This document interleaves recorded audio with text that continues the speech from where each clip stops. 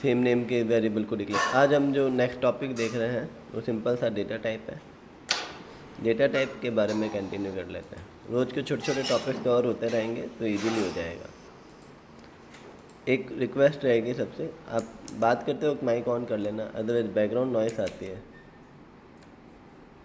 ना। Mic on करके आप बात कर लेना सब जने। Now folder is data type.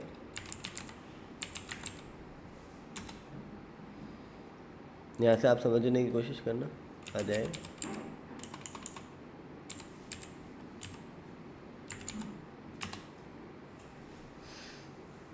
Data type क्या होता है? डेटा टाइप के कॉन्सेप्ट को डिटेल में पढ़ना है तो सुनो मेरी बात। एकदम फ्रेशर यहाँ पर कोई नहीं है तुम्हारे अलावा, ठीक है? तो कोशिश करोगे तो आ जाएगा, क्योंकि मैथ स्टूडेंट हो तुम। बाकी डेटा टाइप का मेन लॉजिक क्या है? जब भी आप कोई वैल्यू लिखते हो तो सिस्टम उसको कैसे स्टोर करेगा, this is called data type.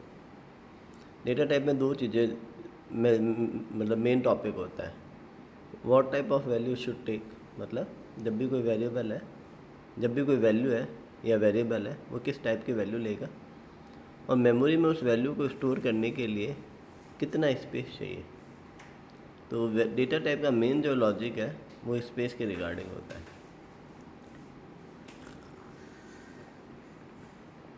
थोड़ा सा लेमन टर्म में समझे तो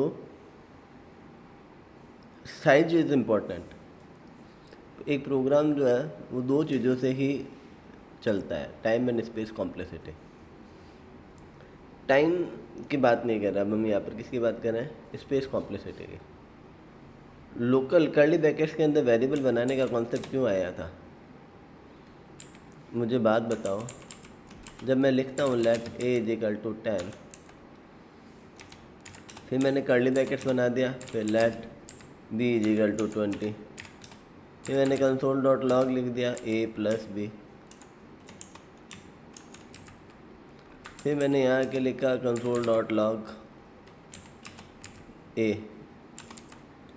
यहाँ मैं बी लिखता हूँ तो बी अवेलेबल नहीं है, बी यहाँ अवेलेबल नहीं है। तो क्वेश्चन ये कॉन्सेप्ट आया है कहाँ से? उसका क्या ही मतलब है कर्ली ब्रैकेट्स में लेट का स्कोप होएगा? मतलब ये बी अवेलेबल नहीं है बाहर।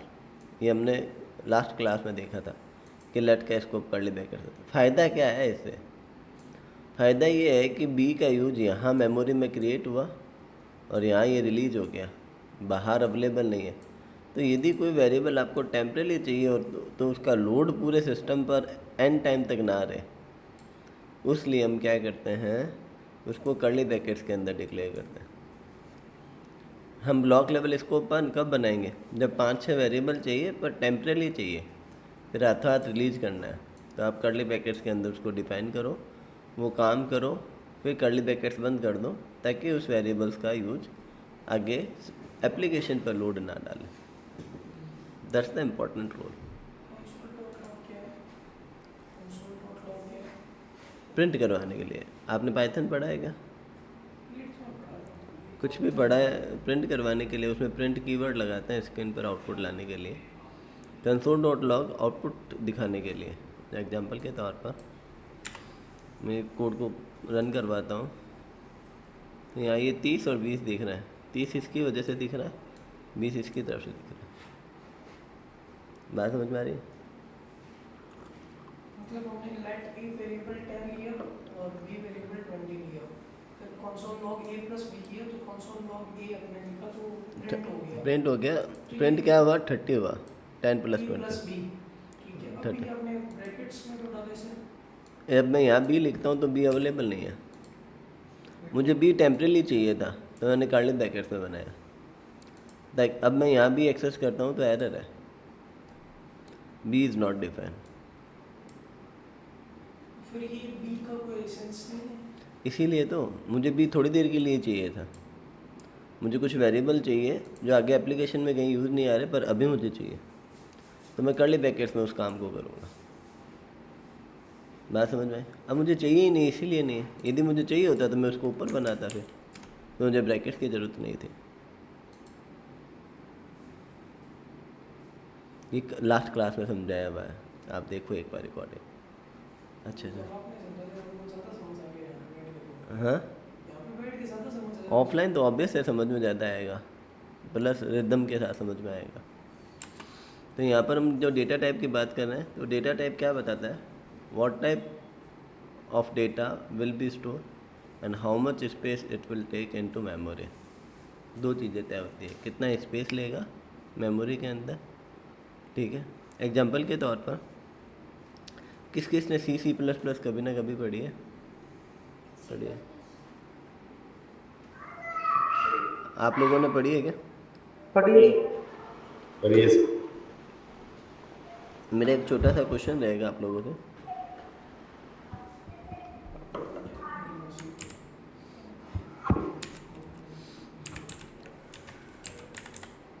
किस में टर्बो में पढ़ी हुई है या टर्बो में पढ़ी हुई है? हम्म, टर्बो में पढ़ी हुई है। तो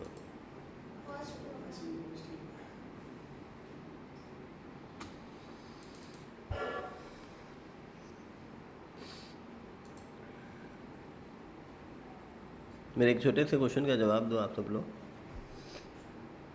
जिन्होंने भी सी सी प्लस प्लस पढ़ा है।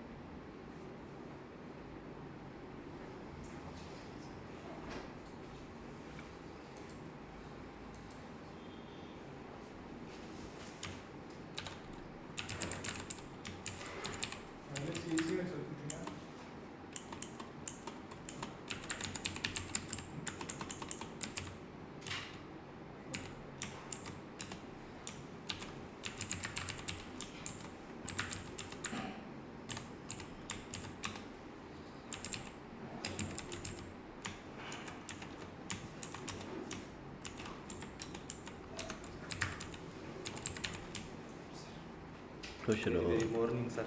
Very very morning. देखिए कौन सा ना,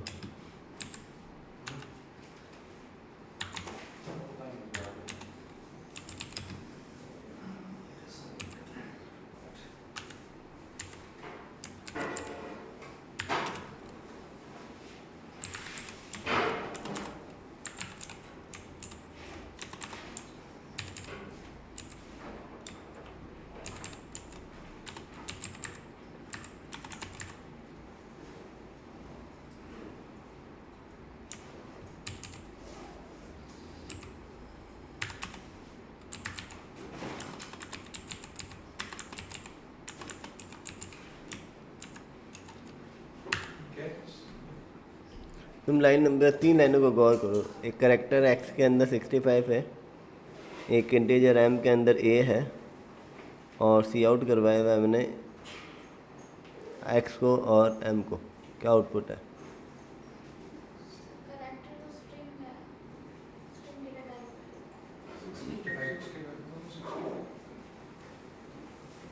ऑनलाइन वाले जवाब दो। हेलो, एरर आएगी, ये एरर आएगी। एरर आएगी? हाँ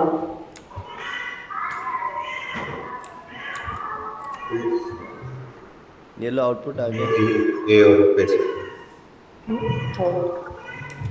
अब क्वेश्चन ये है कि 65 ए प्रिंट कर रहा है, एम 65 प्रिंट कर रहा है, दोनों ही डेटा टाइप की वैल्यू को एक्सेप्ट कर पा रहे हैं, तो करेक्टर डेटा टाइप क्यों बना?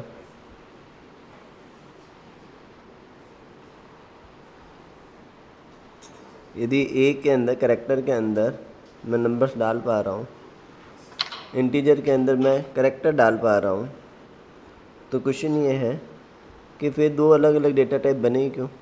क्यों मुझे मिथ में डाला है कि करेक्टर करेक्टर लेगा, इंटीजर नंबर लेगा?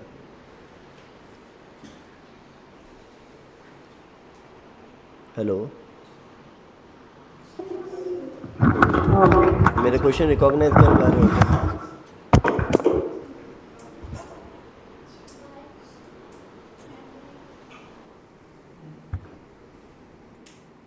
हेलो, यदि करेक्टर एक डेटा टाइप, करेक्टर भी मेरा नंबर ले रहा है और नंबर मेरा स्ट्रिंग करेक्टर ले रहा है, तो दोनों में फ़र्क है ही नहीं, दोनों ही टाइप की वैल्यू को ले सकता है, तो मेरा इंटीजर करेक्टर दो डेटा टाइप क्यों बना?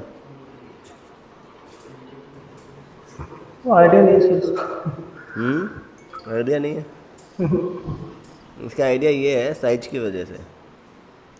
करेक्टर 1 बाइट का है, जितने भी अल्फ़ाबेट है वो 1 बाइट में आ जाएंगे। मेन जो पीछे लॉजिक है वो 1 बाइट का है, 1 बाइट का है। मुझे एक बात बताओ, बूलियन टाइप का बनाते हैं, 0 मतलब फॉल्स होता है, 1 मतलब ट्रू होता है, तो फिर उसको इंटीजर में रख लेते, बूलियन क्यों बनाया? जब 0 साइज की वजह मतलब से। साइज की वजह से। यहाँ पर जितने भी अड़ंगे हो रहे हैं पीछे वो साइज की वजह से हो रहा है। यदि मैं बूलियन का लेता हूँ तो वो 1 बाइट लेगा, लेकिन मैं इंटीजर का लेता हूँ तो 4 बाइट या 2 बाइट, जो तो भी कंपाइलर साइज डिफाइन कर रहा है इंटीजर का, उस पर डिपेंड करेगा। तो जो सबसे इम्पोर्टेंट कॉन्सेप्ट है वो साइज का है। बात समझ में आ रही है क्या? हाँ समझ गया। है ना? तो यहाँ पर डेटा टाइप हम बच्चों को समझाने के लिए तो ये कह देते हैं कि जो एक करेक्टर करेक्टर लेता है, इंटीजर इंटीजर लेता है, नंबर लेता है, वो फ्लोट पॉइंटों में लेता है। बेसिकली उनका जो मेन कॉन्सेप्ट जो होता है वो मेमोरी मैनेज करने का होता है, कि मेमोरी को किस तरीके से मैनेज किया जाएगा। This is important tool in our JavaScript, नहीं और एवरी लैंग्वेजेज। तो कुछ लैंग्वेजेस लाइक C++, जावा, इन सब के अंदर हम डेटा टाइप खुद मेंशन करते हैं कि हमें किस टाइप का डेटा चाहिए। पर जावा स्क्रिप्ट जो है वो टाइप बेस्ड लैंग्वेज नहीं है। आप टाइप खुद से डिफाइन नहीं कर सकते, सिस्टम ऑटोमेटिकली ही डिसाइड करेगा वैल्यू के अकॉर्डिंग। यदि आप जावा स्क्रिप्ट के अंदर टाइप डिफाइन करना चाहते हो तो हम उसको टाइप स्क्रिप्ट बोलते हैं। आप टाइप स्क्रिप्ट के अंदर डेटा टाइप को मेंशन कर सकते हो। तो कौन कौन से डेटा टाइप जावा स्क्रिप्ट और टाइप स्क्रिप्ट सपोर्ट करता है या उसके अंदर अवेलेबल है, वो यहाँ से हम स्टार्ट कर रहे हैं। तो बेसिकली हम अभी तक ये पता कर रहे थे कि डेटा टाइप क्यों ही पढ़ूँ मैं, जब कहीं लिख ही नहीं रहा हूँ। मैं तो सीधा A= राजेश लिख दिया, A=50 लिख दिया।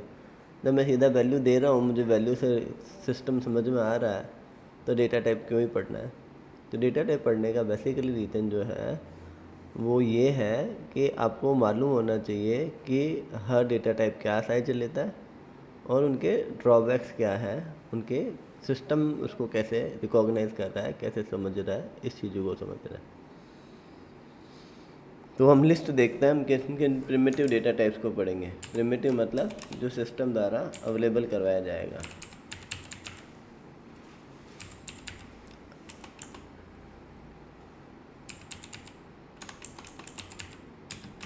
पहला है अनडिफाइंड, दूसरा है नल, तीसरा है बूलियन, फिर नंबर, फिर बिग इंट,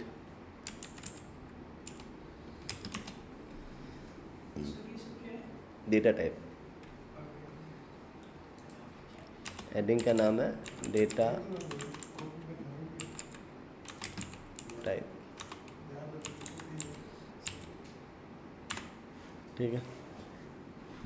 बिग इंट के बाद में हम बात करेंगे स्ट्रिंग की। ठीक है। तो अनडिफाइंड, नल, बूलियन, बिग इंट, स्ट्रिंग, ये तो basically non referencing data types है। इंटरनली सारे ऑब्जेक्ट टाइप के होते हैं, इसको कभी और लंबे टाइम में बात करेंगे।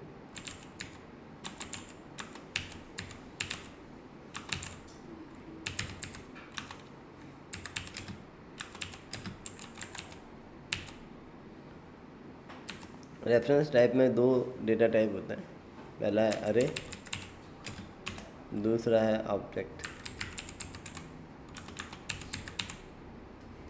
पहला होता है अरे, दूसरा होता है ऑब्जेक्ट। बेसिकली हम इतने डेटा टाइप को प्राइमरी तौर पर सभी को देख लेंगे एक बार के लिए, फिर एरे और ऑब्जेक्ट को अभी तो हम अच्छे लेवल पर देख लेंगे, फिर और आगे जब इनके फंक्शंस, लूप और पढ़ेंगे तब देख लेंगे। सबसे पहले स्टार्ट करते हैं अनडिफाइंड के बारे में। अनडिफाइंड डिफरेंस टाइप क्या है? क्या? डिफरेंस टाइप नहीं है, ये भी डेटाबेस ही है। रेफरेंस टाइप के 2 डेटा टाइप, डेटाबेस नहीं है ये, 2 पार्ट, 2 वेरिएबल है।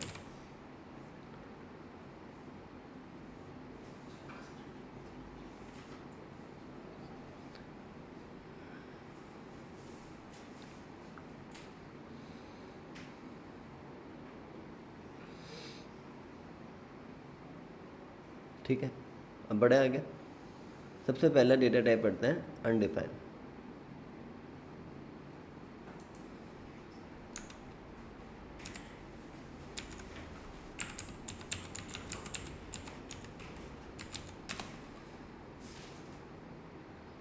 मैं लिखा लेट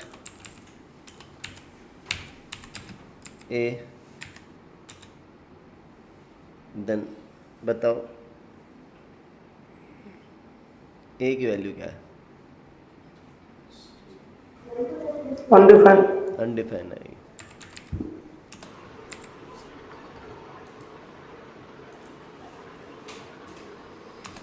मैं लिखा let B is equal to null. B की वैल्यू क्या है?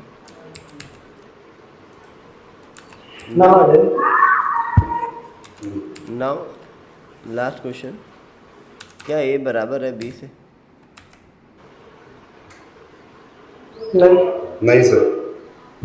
यहाँ पर आंसर हाँ है, ट्रू आएगा। यहाँ आंसर क्या आएगा? ट्रू। अब क्वेश्चन नहीं ये क्या मानना है, इसको पढ़ना स्टार्ट करते हैं। दो चीज़ें होती हैं अनडिफाइन और नल, बोथ इन्फॉर्म टू सिस्टम की वैल्यू एब्सेंस है। दोनों इस केस के अंदर एक बाइट तो तब भी लेंगे।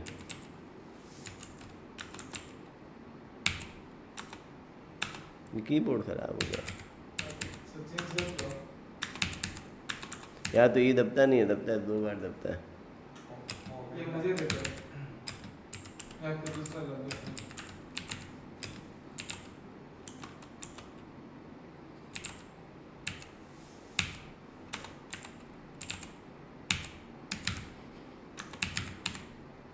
उधर से एक दूसरा कीबोर्ड लेके आओ। Undefined and null both represent absence of value.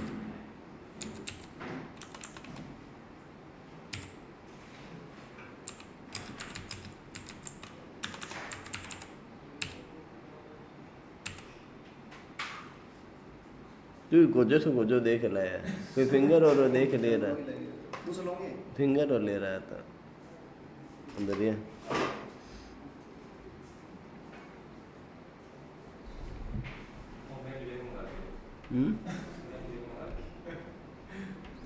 All time La, time लगेगा टाइम। अरे बाड़ जो पर टाइम लगेगा टाइम।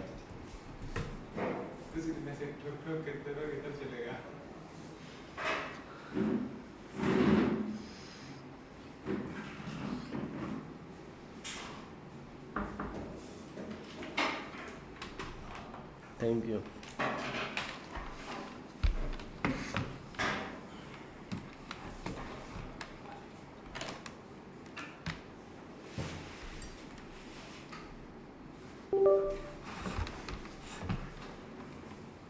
ठीक है, तो अनडिफाइंड और नल दोनों ही किसको रिप्रेजेंट करते हैं कि वैल्यू एब्सेंट है, मतलब उसमें वैल्यू है ही नहीं। बात समझ में आ रही है क्या? तो नल और अनडिफाइंड दोनों एक ही बात है इन जनरल, पर क्यों दो दिए? अदर लैंग्वेजेज में केवल नल होता है, अनडिफाइंड नहीं होता। आप जैसे जितने प्रोग्राम और यदि PHP डेवलप करो, when a variable is undefined then default value is null. यदि कोई वेरिएबल को चेक करते हो और वो अनडिफाइंड है तो इसका मतलब उसकी डिफ़ॉल्ट वैल्यू नल है। लेकिन जावास्क्रिप्ट में ऐसा नहीं है। जावास्क्रिप्ट ये कहता है जब वेरिएबल डिक्लेयर है तो उसकी डिफ़ॉल्ट वैल्यू नल है, उसकी डिफ़ॉल्ट वैल्यू अनडिफाइंड है।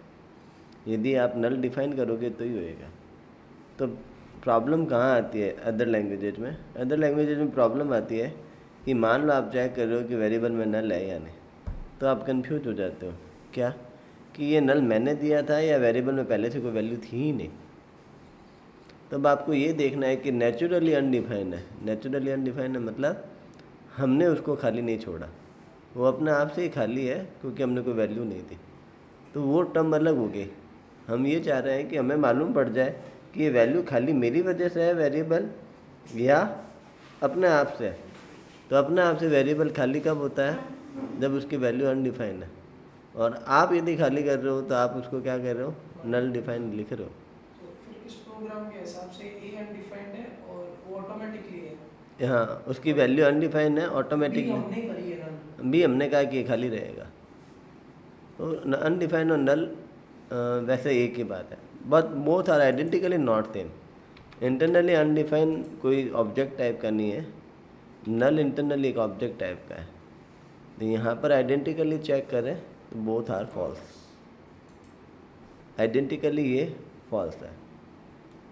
रीज़न इज ओनली कि जो नल है वो क्या है, ऑब्जेक्ट टाइप का है। मतलब यदि हम टाइप ऑफ देखें,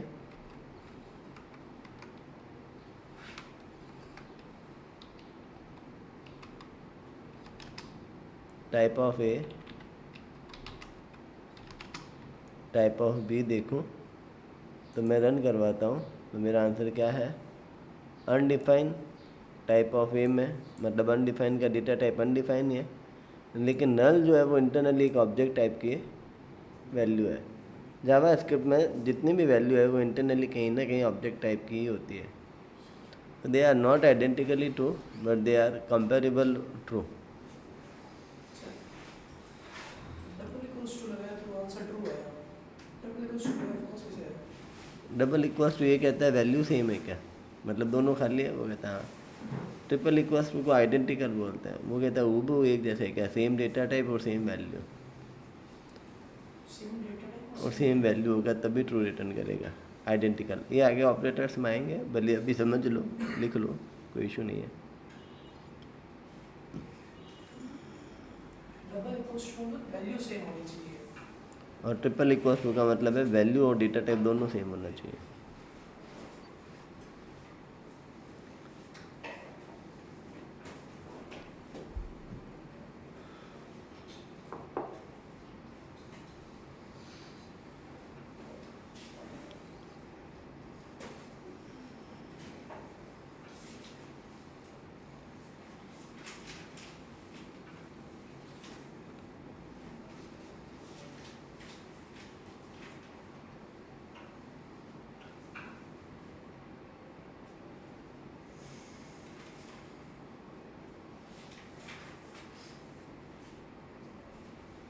ये सही और ऑपोजिट नहीं वाला। टाइप ऑफ बी ऑब्जेक्ट क्या है? टाइप ऑफ बी ऑब्जेक्ट है और ये अनडिफाइंड एक डेटा टाइप है। टाइप ऑफ ये बताता है कि इंटरनली इसका डेटा टाइप क्या है। तो जो नल वैल्यू होता है उसका इंटरनली डेटा टाइप जो है वो ऑब्जेक्ट टाइप का होता है। अगर यहाँ पे नल की जगह कोई भी वेरिएबल होता या अल्फाबेट होता, कुछ भी होता है, तो टाइप तो वो स्ट्रिंग कहता है। स्ट्रिंग होता। यदि मैं डबल कोट में लिख रहा हूँ राजेश, तो राजेश का डेटा टाइप स्ट्रिंग है।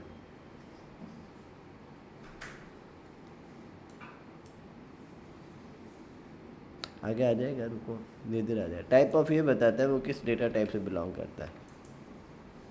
बात समझ में आ गई क्या? इस लाइन में कोई दिक्कत है? ठीक है, अब आगे बढ़ते हैं। ऑनलाइन में बात आई थिंक क्लियर हो रही होगी मेरे। तो वेन एवर वी रिकमेंडेड कि अनडिफाइंड का मतलब क्या है, it means that there is absence of value. In general हम इसको इतना यूज यहाँ नहीं करते हैं। हम कहाँ पर यूज करते हैं, जैसे मैं लिखा हुआ है लेट एक एक्स नाम का ऑब्जेक्ट है, उसमें नेम में राजेश है,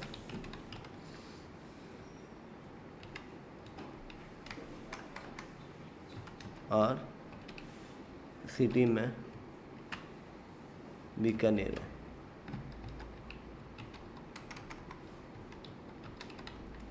ठीक है, अब मैंने लिखा console.log x.name marks and city. तब यहाँ सिटी एरर नहीं देगी, प्रॉपर्टी के केस में ये एरर नहीं देता। सॉरी, मार्क्स यहाँ पर एरर नहीं देगा, मार्क्स की वैल्यू देगा वो अनडिफाइंड। इसने ये नहीं कहा प्रॉपर्टी अनडिफाइंड है, इसने कहा एरर नहीं दी इसने, ये नहीं बोला। जब भी कोई वेरिएबल अनडिफाइन होगा तब वो कहेगा एक्स इज़ नॉट डिफाइंड। जब भी कोई प्रॉपर्टी अनडिफाइन होगी तो उसकी डिफ़ॉल्ट वैल्यू वो अनडिफाइंड रख देगा, वो कभी भी आपको एरर नहीं देगा। यदि आप PHP में काम कर रहे हो सारे के सारे, तो आप देखते हो वहाँ पर यदि एरे के अंदर या कोई एसोसिएटिव एरे के अंदर कोई की डिफाइन नहीं है तो वो कहता है अनडिफाइंड एरे की, या न्यूमेरिक एरे होता है तो अनडिफाइंड ऑफसेट की एरर देता है। हाँ वो एरर दे देता है। लेकिन यहाँ एरर नहीं देता ये, यहाँ पर उसकी वैल्यू देगा, वो मान लेगा कि वो डिफाइन है और उसकी वैल्यू अनडिफाइंड है। बेसिकली ये यहाँ ही हो जाता है। तो यहाँ अनडिफाइंड आ रहा है, इसका मतलब ये प्रॉपर्टी बनी हुई नहीं है। कहानी समझ में आई क्या? और डिटेल के अंदर जब हमारे पास रिसोर्सेज होंगे, टूल्स हम ज़्यादा पढ़ लेंगे, तब डिटेल में और समझा पाऊँगा। आपने कहा यहाँ पर प्रॉपर्टी होगी ही नहीं इसलिए अनडिफाइंड आएगा। एरर नहीं आई। एरर नहीं है, हम कुछ भी लिख सकते हैं क्या फिर प्रॉपर्टी के नाम पे? जैसे मैंने लिख दिया, तो ये भी अनडिफाइंड वैल्यू है इसकी, अनडिफाइंड। ना समझ, कुछ भी तो रूल्स होने चाहिए, नंबर से स्टार्ट नहीं होना चाहिए, मतलब वैलिड प्रॉपर्टी के नाम। अल्फाबेटिकली वर्ड होना चाहिए। हाँ, आप पीछे नंबर आ सकता है, बीच में स्पेस नहीं आ सकता,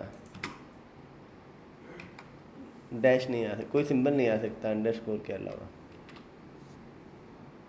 यानी कि पूरा वेरिएबल से होना चाहिए, पीछे अपन न्यूमेरिकल वर्ड्स वेरिएबल में भी पीछे नंबर लगा सकते हो, बीच में भी लगा सकते हैं, बीच में भी लगा शुरू नहीं सकते होना हो, चाहिए। शुरू नहीं होना चाहिए। x2 लिख सकता हूँ मैं यहाँ।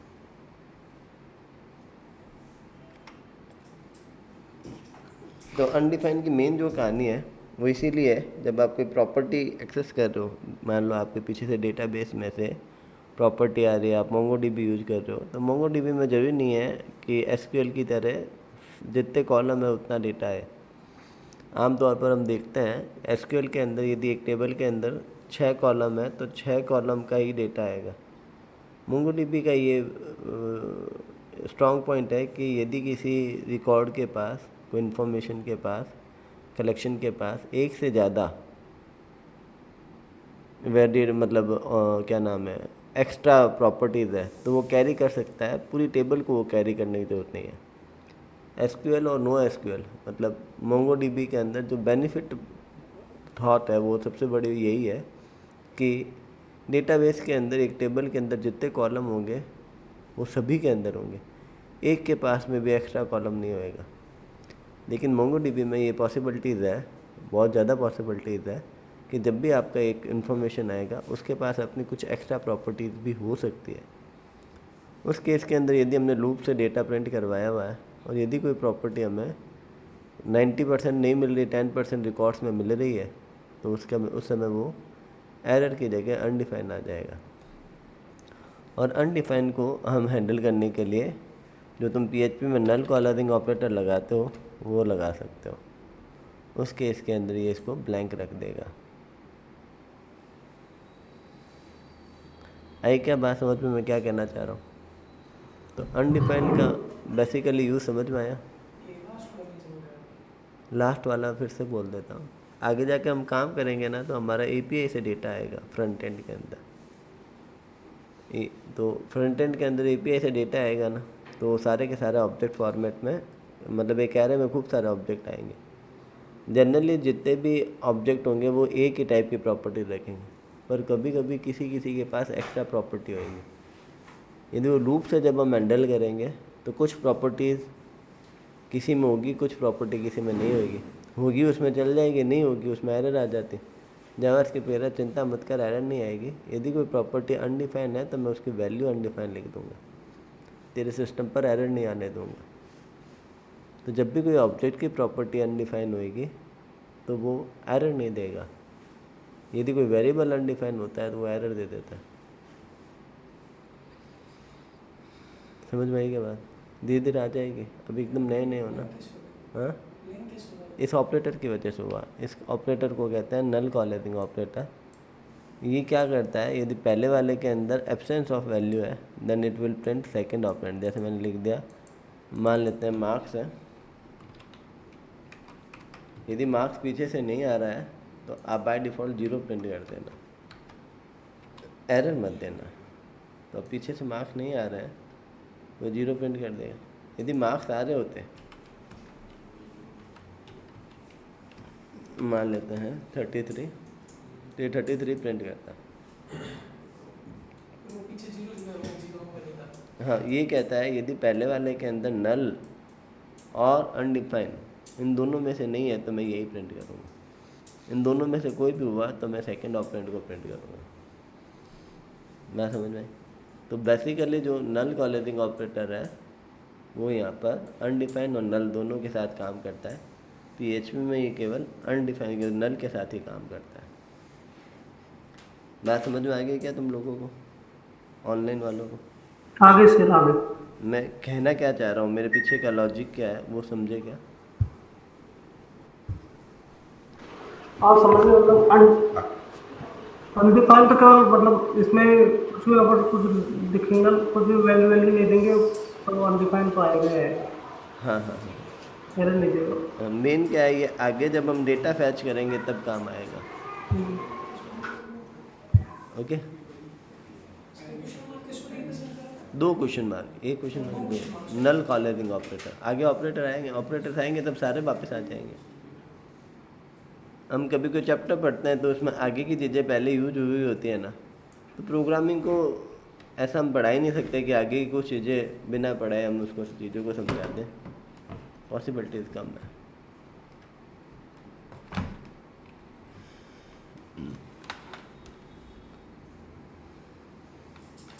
यहाँ तक कहानी समझ में आ गई? अब हमने अनडिफाइन और नल के बारे में पढ़ लिया। क्या कह रहा है वो?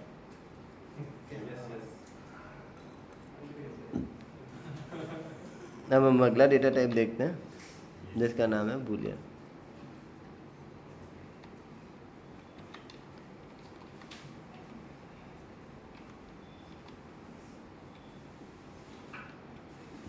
बूलियन का मतलब क्या होता है? जो ट्रू और फॉल्स में वैल्यू रखें। Let X is equal to, मान लो मैं लिख दिया true, late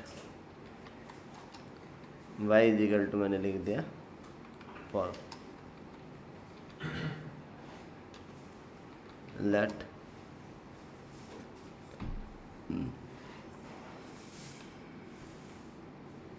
A is equal to लिख दिया 0,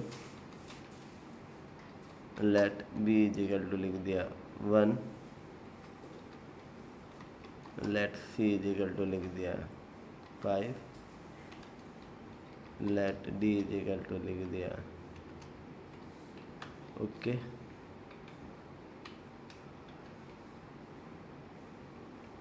कंसोल डॉट लॉग एक्स बराबर है क्या बी के,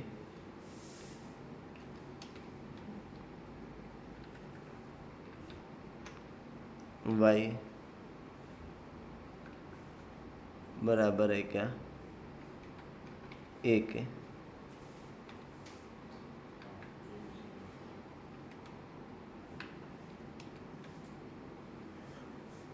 एक्स बराबर है क्या सी के, एक्स बराबर है क्या डी के,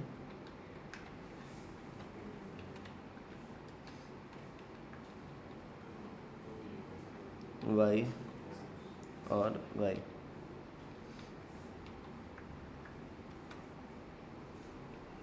व्हाट इज द आंसर?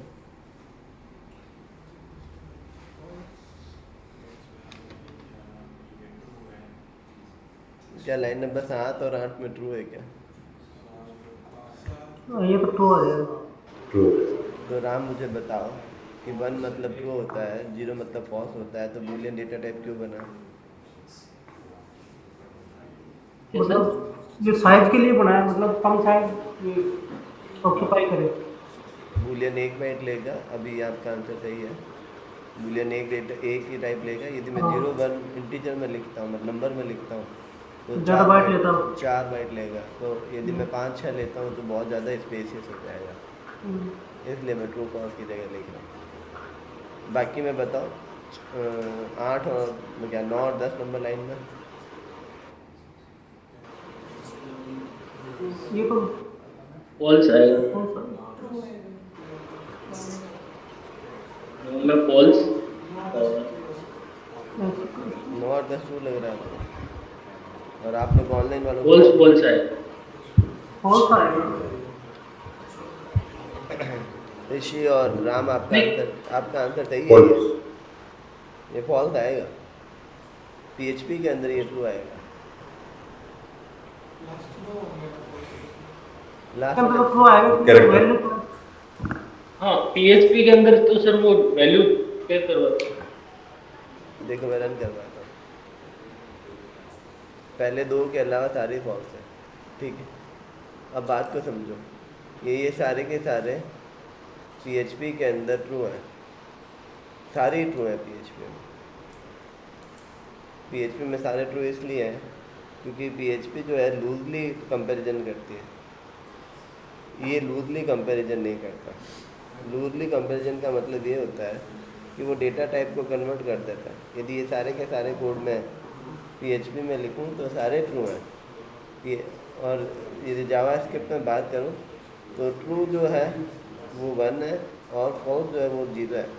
बाकी किसी भी डेटा टाइप से कंपेयर होंगे किसी भी वैल्यू के साथ में, तो ये यहाँ पर आंसर ट्रू नहीं देंगे। बात समझ में आई क्या? तो हाँ 2 नंबर में कौन सा नंबर? 9 नंबर में फॉल्स है।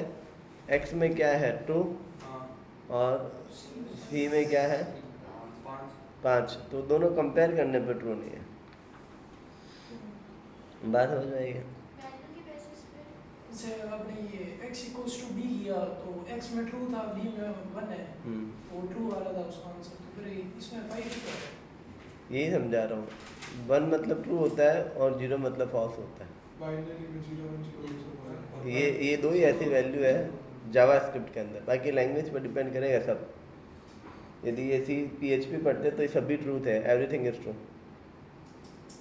इसके अंदर ये कह रहा है कि जब कंपेयर होंगे तो 1 जो है वो किस में कन्वर्ट होगा? ट्रू में। 0 जो है वो किस में कंपेयर होगा? फॉल्स में। इसके अलावा किसी से कंपेयर करने पर ये ट्रू फॉल्स नहीं देंगे, ट्रू नहीं देंगे, फॉल्स नहीं देंगे।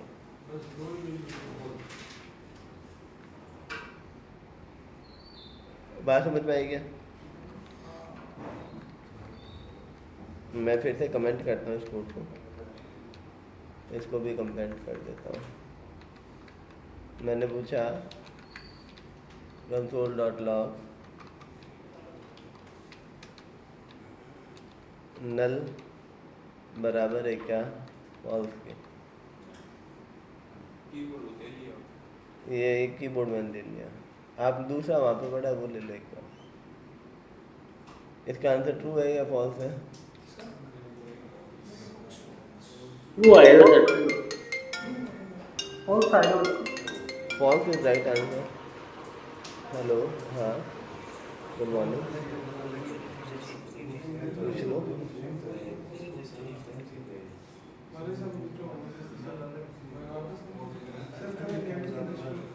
हेलो,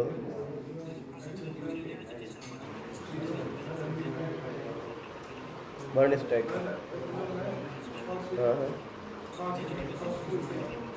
हाँ हाँ 15,000।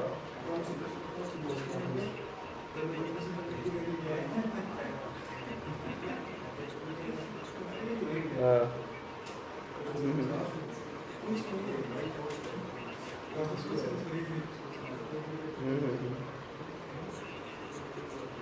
अभी तो मैं क्लास ले रहा हूँ, आप आओगे क्या आज? हाँ हाँ, अच्छा, हाँ तो मर्न स्टैक वाला कर लो। अभी आज ही दूसरी क्लास है उसकी, सुबह 7 बजे। 7 बजे अभी जो चल रहा है वो उसकी दूसरी क्लास है मर्न स्टैक की। हाँ तो कल आ जाना। तो नहीं, अभी मैं इसमें जावास्क्रिप्ट से स्टार्ट किया। हाँ साथ में इसके बाद करवाऊँगा। नहीं नहीं, ये तो मैं कुछ ऐसा HTML CSS का यूज वाला पढ़ाऊँगा ही नहीं, बीच में यूज ही नहीं करूँगा, तो पहले फ़र्क पड़ेगा ही नहीं। अभी मैं क्लास ले रहा हूँ, आप आराम से बात कर लेना, है ना, आ जाना।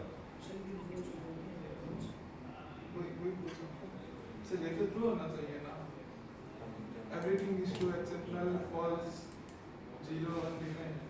False equals to false. गलत आंसर है। null की जगह निकल हो तो तब भी फॉल्स है। नहीं वो कैसे false actually हाँ नल तो false बनता है अपने आप में, ठीक है नहीं नल मींस ऑब्जेक्ट नहीं, अब मेरी बात को समझो, जो तुम लोगों को कंफ्यूज है ना वो मिटा देते हैं। नहीं सही है मेरी बात को फिर से दोबारा से समझो। मैं जब टाइप कन्वर्जन कर रहा हूँ तो यहाँ मैं टाइप कन्वर्जन नहीं कर रहा हूँ। तुम जितने भी लोग हो जो आंसर दे रहे हो ना, तुम टाइप कन्वर्जन के रिगार्डिंग में आंसर दे रहे हो। Who is true, everything is true except zero, false, null, blank when they are type converted into boolean. I am not talking about comparison, I am talking about type conversion. यदि मैं लिखता हूँ if, मैंने लिखा false और मैंने लिखा console dot log hello, तो हेलो प्रिंट नहीं होएगा क्योंकि फॉल्स है। मैंने यहाँ लिखा नल, तो नल भी यहाँ पर फॉल्स में कन्वर्ट होएगा, कंपेयर नहीं हो रहा। Both are different things. जब भी मैं किसी डेटा टाइप को दूसरे डेटा टाइप में कन्वर्ट करता हूँ तो क्या वैल्यू कवर करेगा। जब नल इफ़ को क्या चाहिए, बूलियन। जब नल बूलियन में कन्वर्ट होगा तब वो फॉल्स होगा।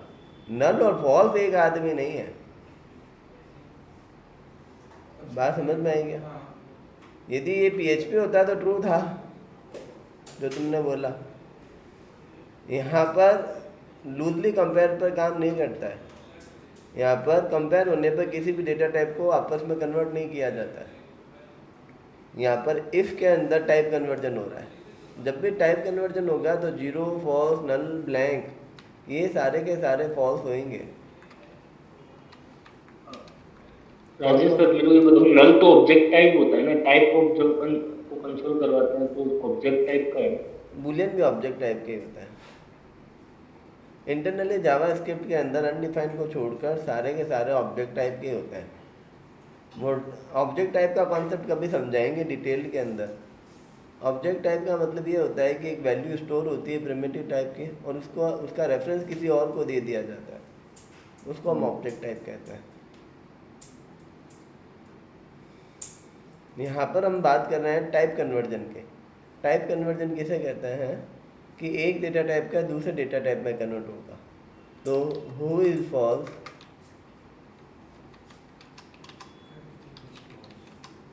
गलत आंसर है। When value convert into bool type. तो कौन गलत होंगे जब किसी वैल्यू को बूलियन में कन्वर्ट किया जाएगा। तो जीरो, नल, किसी भी प्रकार का जीरो, 0.0, आगे प्लस लगाऊं माइनस लगाऊं कोई भी, ब्लैंक स्ट्रिंग, डबल कोट में, सिंगल कोट में, बैकटिक में, तीनों में से किसी भी स्ट्रिंग में यदि ब्लैंक है तो वो भी फॉल्स है। ठीक है, और नल हो गया, जीरो, फॉल्स। ठीक है, इतने ही होते हैं इसके अंदर। फॉल्स लिख देता हूँ मैं, हालांकि ये खुद ही बुलियन टाइप के है तो मैं ये लाइन कहता हूँ, और अनडिफाइंड। हाँ,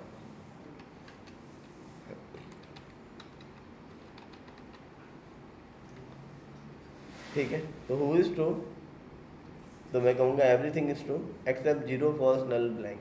इसका मतलब ये है कि जब भी कोई टाइप कन्वर्जन होगा, जैसे इफ़ के अंदर, वाइल के अंदर, फोर के अंदर, टेस्ट केस के अंदर यदि कोई वैल्यू आती है तो टेस्ट केस हमेशा ट्रू फॉल्स पर काम करेगा, मतलब बूलियन एक्सप्रेशन पर काम करेगा। यदि आपके एक्सप्रेशन बूलियन टाइप के नहीं है तो सिस्टम उसको इम्प्लिसिटली टाइप कन्वर्जन करेगा। फिर वो सुनेंगे कैसे, दो आवाज़ क्रैश नहीं होएगी। जब भी एक डेटा टाइप दूसरे डेटा टाइप में कन्वर्ट होएगा तो यदि टेस्ट केस जब भी बात कर रहे हैं, जब भी बूलियन एक्सप्रेशन की बात कर रहे हैं, तो हमेशा ये लोग फॉल्स में काउंट होंगे। तो मैं आपको इजी वे में समझाने के लिए कह देता हूँ is true, everything is true except zero, false, null, blank. ये सारे के सारे फॉल्स नहीं है, ये सारे के सारे फॉल्स में कन्वर्ट होते हैं जब टाइप कन्वर्जन होता है। तो ये टाइप कन्वर्जन इम्प्लिसिटली कहाँ पर होता है, इफ़ के अंदर, वाइल के अंदर, डू वाइल के अंदर, जहाँ पर भी टेस्ट केस की बात हो रही है, जहाँ पर भी कंपैरिजन की बात आएगी और आपने कोई कंपैरिजन ना करके किसी वैल्यू को पुट कर दिया तो ये वैल्यू फॉल्स होंगी, बाकी सब ट्रू होंगे। That's the simple thing. तो एग्जांपल के तौर पर इफ़ हमेशा तभी काम करेगा जब कुछ ट्रू होगा। तो मैंने तो कोई कंडीशन लिखी ही नहीं, मैंने राजेश लिख दिया और मैंने लिखा लॉग हेलो, तो क्या हेलो प्रिंट होएगा? होएगा। क्यों? क्योंकि इसको ट्रू फॉल्स चाहिए, राजेश ट्रू फॉल्स में नहीं है। तो ये पूछेगा क्या राजेश, फिर ये इसको टाइप कन्वर्ट करेगा किसको, बूलियन में। बूलियन में टाइप कन्वर्ट करने पर राजेश ट्रू में होगा। हमें क्या मालूम, क्योंकि हमने लिख लिया फॉल्स में कौन होंगे, बाकी सब ट्रू में होंगे। ये नल और फॉल्स के बीच में क्या है? ब्लैंक स्ट्रिंग्स, जैसे मैंने इसको खाली छोड़ दिया।